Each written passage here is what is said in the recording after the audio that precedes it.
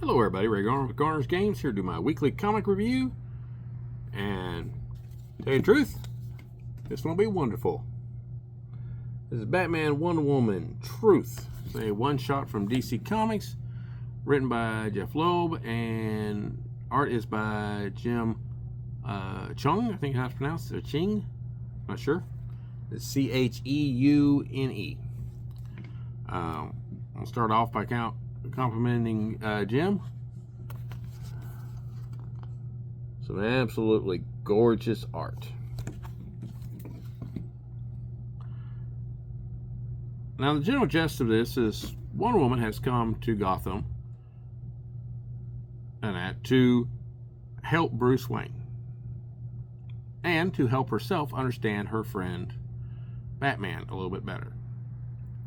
And Batman, of course, is interested in how much he can be friends with Diana. And the Bruce Wayne part is them putting the lasso of truth on display to help charity.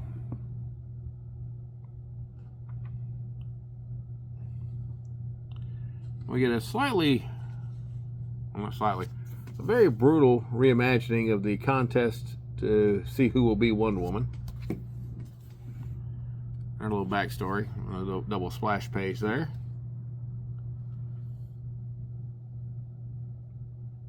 And of course, where she gets all of her magical gifts from the gods, or from her mother from the gods.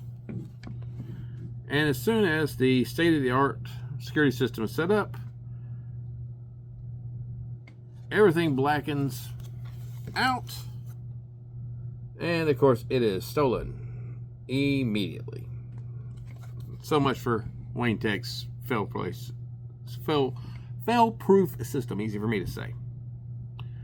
And I'd have to almost say at super speed, Bruce Wayne gets into his bat costume. And Batman immediately knows who has stolen it.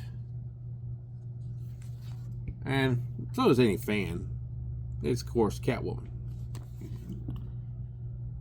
She teases and messes with him. Oh, and I've kind of left out. Diana was basically asking about his relationship with Selina. And they have a little bit of a teasing fight. And Bruce is trying to finish this before Diana gets here. And of course, it doesn't happen. I love this little panel down here with Selina's reaction to getting basically the scruff of her neck grabbed by, of course, Wonder Woman. And this is where we find out that Bruce basically asked her to test the security to make sure it was up to snuff. And Selina still gets away with the lasso. And she's just kind of enjoying the thrill of like a great heist. And as she's getting past it, some black, white, and red balloons show up. Harley Quinn. And she has decided to steal the lasso. And I've got to say, that picture right there is inspired by Linda Carter. I'm not saying that he copied it, but it is heavily inspired by Linda Carter. That's the most Linda Carter looking art I've seen in a little while. And just, and the Batcave. Just look at all the details there in the Batcave. While they're trying to figure out where the lasso's at.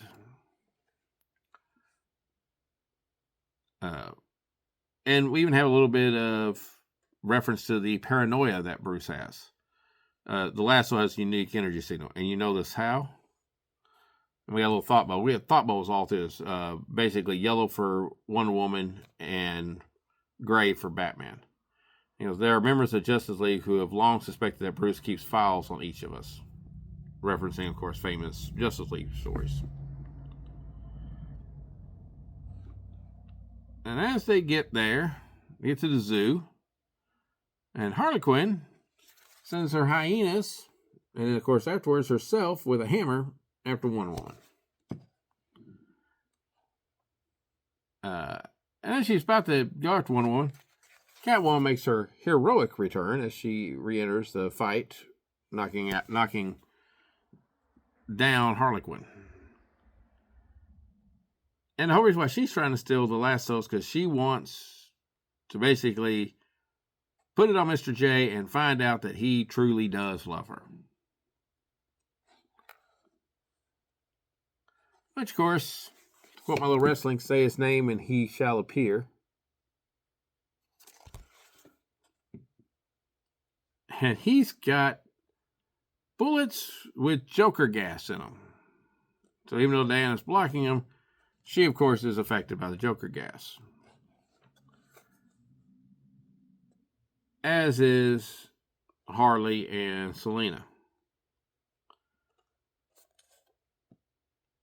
And then Joker starts telling his reason for it. He wants to basically put it on Batman so that Batman will admit he is his greatest nemesis, his true nemesis. The Crown Prince of Crime. More frustrating him than Two-Face, Poison Ivy, the Bandage Head Hush, Ross All, and of course we get he's standing right behind me. After a little bit of slapping around, Diana gets the hold of the lasso of truth, which, from what I can tell, instantly breaks the Joker gas effect off of her. She ties up Joker by bending the steel bars around him. Batman, of course, administers the cure to Selena and Harley. And they're kind of watching from the deal, talking about how Joker and Harley will go to Arkham. They'll get out. They'll be his problem again. And then we have this really very cool scene that ends this book. Diana's like, when Clark told me that you and Catwoman had things, I was worried about you. Don't you ever ask yourself? And he's like, no. And he stops and he takes off his gloves. And he barehanded takes a hold of the magic lasso.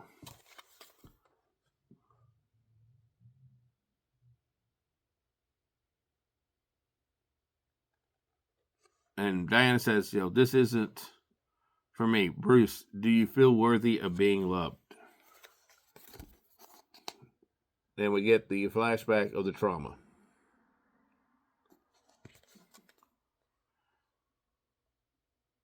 And Diana takes the lasso away from him. She says, I'm sorry, I should have never have. I want you to know you are loved. And it ends with them parting ways. And Batman's end thoughts are, her goal is to help others have a better understanding of her. I hope she now has a better understanding of me. And hers is, he made a promise on the grave of his parents. I hope someday he achieves that goal and can finally find a way to forgive himself. Very trusting, very, very touching, and a very, very good Batman and Wonder Woman story. This is one of the best books I've read so far this year, in my opinion. I can't sing its praises any better than that. It is a great book. Well worth it. It's a pretty thick book. The art is absolutely gorgeous. I didn't give J. David Ramos, who is our colorer, enough credit. His coloring is fantastic in this book. There is really nothing wrong at all with this book. It is Not perfect, but it's awful close. So can't recommend it any higher than that. Please check it out, and I'll see y'all next week.